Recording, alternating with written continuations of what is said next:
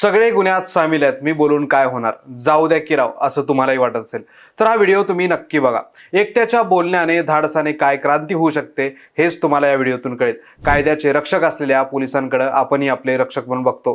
कायदा आणि सुव्यवस्था राखण्याची जबाबदारी त्यांच्यावर असते. पण जेव्हा हेच रक्षक भक्षक बनतात आणि सत्तेच्या गुर्मीत निष्पाप लोकांचे बळी घेतात तेव्हा न्याय कसा मागायचा. तामिळनाडूच्या सातनकुलम येथे पोलिसांच्या बेदम मारहाणीत बाप लेकांचा पोलीस कोठडीतच मृत्यू झाला. याच प्रकरणात मदुराई कोर्टाने एक ऐतिहासिक निकाल दिलाय. 9 पोलिसांना एकाच वेळी फाशीची शिक्षा सुनावण्यात आली आणि हे सगळं घडलंय एका धाडसानं. एका सामान्य पोलीस कर्मचारी महिलेनं स्वतःची नोकरी पणाला लावून सत्याला विजयी केलंय. आजच्या व्हिडिओत आपण याच प्रकरणाच्या मुळाशी जाणार आहोत. हा खटला इथवर कसा पोहोचला, कोरोना काळातील त्या संध्याकाळी बापलेकांसोबत काय झालं होतं, पोलीस कोठडीत त्यांना मारहाण कशी झाली आणि एका सामान्य महिला पोलीस कर्मचाऱ्याने स्वतःची नोकरी पणाला लावून सत्याला कसा विजय मिळवून दिला हेच आपण समजून घेणार आहोत. त्यामुळे व्हिडिओ शेवटपर्यंत नक्की बघा. नमस्कार, मी ज्ञानेश्वर रेड्डी, तुम्ही पाहताय टीव्ही मराठी. सुरुवातीलाच आपण नेमकी घटना काय, त्या संध्याकाळी काय झालं होतं ते जरा समजून घेऊ. सातनकुलम मध्ये त्या संध्याकाळी नेमकं काय झालं. ही घटना 19 जून 2020 ची. त्यावेळी संपूर्ण जग आणि आपला देश कोविड लॉकडाऊनच्या निर्बंधांशी झुंजत होता.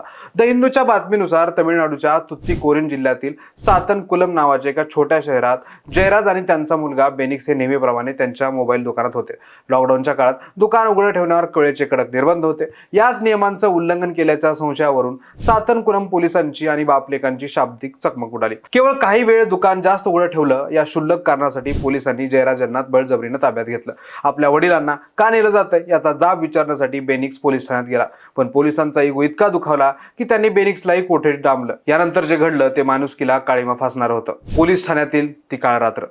पोलीस ठाण्यात या बापलेकांवर अमानुष अत्याचार करण्यात आले. दिव्य मराठीच्या एका बातमीनुसार त्यांना नग्न करून बेदम मारलं. त्यांच्या गुप्तांगावर बुटांनी वार करण्यात आले. हे सर्व करत असताना पोलीस अधूनमधून दारू पिण्यासाठी थांबत होते आणि पुन्हा पुन्हा मारहाण करत होते. नीचपणाचा सारा कळसच पोलिसांनी गाठला. पोलिसांचा हा क्रूरपणा इतका भयंकर होता की मारहाणीमुळे कोठडीत सांडलेले रक्त बेनिक्सला स्वतःच कपड्यांनी पुसण्यास भाग पाडलं. दुसऱ्या दिवशी एका सफाई कर्मचाऱ्याला बोलावून उरलेले रक्ताचे डागही पुसून टाकण्यात आले. ही केवळ एक मारहाण नव्हती तर सत्तेचा माज होता. आपलं कुणीच काही करू शकत नाही ही गुर्मी होती. पोलिसांनी सर्व पुरावे नष्ट करण्याचा कटही रचला होता आणि न्यायालयाची एंट्री झाली.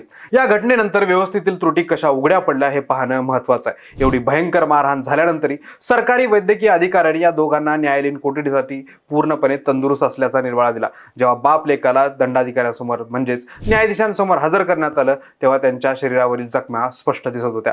तरीही सातनकुलमचे दंडाधिकारी डी सरवणन यांनी त्याकडे दुर्लक्ष केलं आणि त्यांना न्यायालयीन कोठडी सुनावली. परिणामी काही दिवसातच 22 जून रोजी बेनिक्सचा तर त्यानंतर लगेचच त्यांच्या वडिलांचा मृत्यू झाला. या मृत्यूनंतर तमिळनाडूमध्ये प्रचंड संतापाची लाट उसळली. द हिंदूच्या वृत्तानुसार मद्रास हायकोर्टाच्या मदुराई खंडपीठाने स्वतःहून या प्रकरणाची दखल घेतली नसती तर हा केवळ कोठडीतील मृत्यूचा आणखीन एक आकडा बनून राहिला असता. न्यायमूर्ती PN प्रकाश आणि न्यायमूर्ती पुंगलेंदी यांनी या प्रकरणावर बारकाईने लक्ष ठेवण्यास सुरुवात केली.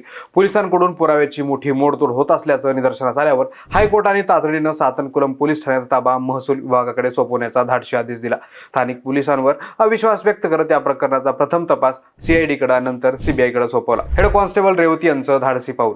हायकोर्टाच्या आदेशाने न्यायालयीन दंडकाधिकारी MS भारतीदासन पोलीस ठाण्यात चौकशीसाठी पोहोचले तेव्हा पोलिसांनी त्यांना अजिबात सहकार्य केलं नाही. CCTV फुटेज गायब करण्यात आले आणि पोलीस उलट दंडाधिकाऱ्यांवर दबाव आणण्याचा प्रयत्न करत होते. पण अशा काळ्याकुट्ट अंधारात एक सत्याचा किरण समोर आला. त्या होत्या तत्कालीन head constable S Revati. Divya मराठीच्या बातमीमध्ये रेवती यांच्या धैर्याचं वर्णन करण्यात आले.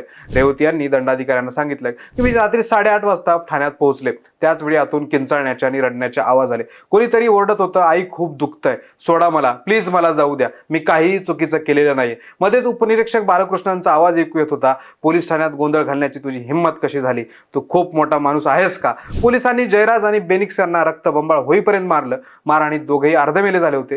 रेवती यांनी माणुसकी दाखवत जयराज यांना कॉफी देण्याचा प्रयत्न केला पण इतर पोलिसांनी ती फेकून दिली. जेव्हा दंडाधिकारी चौकशी करत होते तेव्हा रेवती सुरुवातीला घाबरलेल्या होत्या. त्यांनी दंडाधिकाऱ्यांना सांगितलं, मी 2 लहान मुलींची आई आहे, तुम्ही माझ्या मुलांच्या आणि माझ्या नोकरीच्या सुरक्षेची खात्री देऊ शकता का. कारण बाहेर उभे असलेले पोलीस कर्मचारी अत्यंत दहशतीचं वातावरण निर्माण करत होते. हायकोर्टाने तातडीने हस्तक्षेप करत रेवती यांना पूर्ण पोलीस संरक्षण दिलं. सुरक्षेची हमी मिळताच रेवती यांनी कोर्टात जाऊन आपल्याच वरिष्ठ आणि सहकारी पोलिसांविरुद्ध निर्भयपणे साक्ष दिली. पोलीस दलाच्या इतिहासात एका महिला कर्मचाऱ्याने दाखवलेले हे धैर्य खऱ्या अर्थानं अभूतपूर्व होतं. न्यायवेधक पुरावे आणि CBI तपास. रेवती यांच्या साक्षीमुळे या खटल्याची दिशाच बदलली. पुरावे नष्ट केले जाऊ नयेत म्हणून हायकोर्टाने एक अभूतपूर्व निर्णय घेत संपूर्ण पोलीस ठाण्याचा ताबा महसूल विभागाकडे सोपवला. त्यानंतर हा तपास सीबीआयकडे देण्यात आला. सीबीआयने या प्रकरणाचा अत्यंत बारकाईने तपास केला. न्यायवैद्यक तज्ज्ञांनी पोलीस ठाण्याच्या भिंती, लाकडी वस्तू आणि जमिनीवर रक्ताचे नमुने गोळा केले. या रक्ताचे डीएनए पीडितांच्या डीएनएशी तंतोतंत जुळले. मोबाईलचे लोकेशन तपासले असता घटनेच्या वेळी सर्व आरोपी पोलीस त्याच पोलीस ठाण्यात उपस्थित असल्याचं सिद्ध झालं. खोटे गुन्हे दाखल करणं आणि पुराव्यांची मोडतोड करणं हे सर्व काळे कारनामे सीबीआयच्या 2000 पानांच्या आरोपपत्रात उघडकीस आले. ऐतिहासिक निकाल. हा संपूर्ण खटला मदुराई येथील पहिल्या अतिरिक्त जिल्हा आणि सत्र न्यायालयात चालला. येथील न्यायाधीश जी मुथुकुमारन यांच्यासमोर सविस्तर सुनावणी झाली. या प्रकरणात सुरुवातीला 10 पोलिसांवर आरोप होते. त्यातील एकाचा कोविडमध्ये मृत्यू झाला होता. उर्वरित 9 पोलिसांच्या वकिलांनी युक्तिवाद केला की जयराज यांचा मृत्यू हृदयविकाराने झालाय, पण कोर्टाने वैद्यकीय पुराव्याच्या आधारे हा युक्तिवाद फेटाळून लावला आणि मृत्यूचं कारण अमानुष मारहाण असल्याचं स्पष्ट केलं. न्यायालयाने या खटल्याला दुर्मिळातील दुर्मिळ प्रवर्गात टाकलं. दुर्मिळातील दुर्मिळ प्रकरणातच फाशी शिक्षा ठोठावली जाते.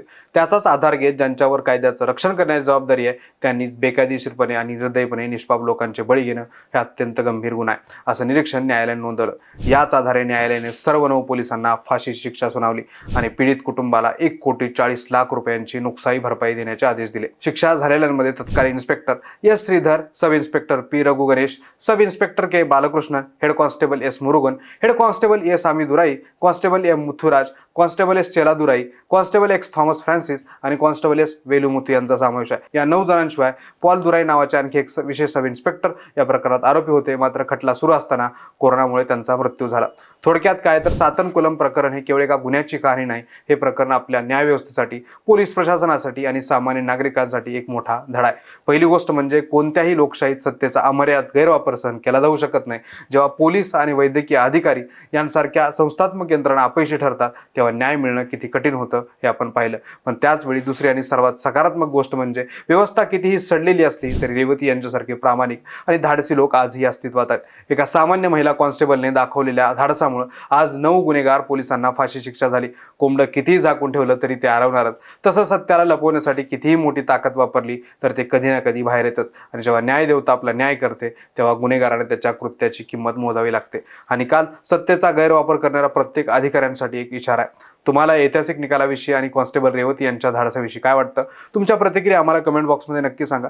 हा माहितीपूर्ण आणि विश्लेषणात्मक व्हिडिओ तुम्हाला आवडला असेल तर व्हिडिओला लाईक करा, तुमच्या मित्रांसोबत शेअर करा. अशाच अभ्यासपूर्ण माहितीसाठी आपल्या टीओडी मराठी चॅनलला सबस्क्राईब करायला विसरू नका.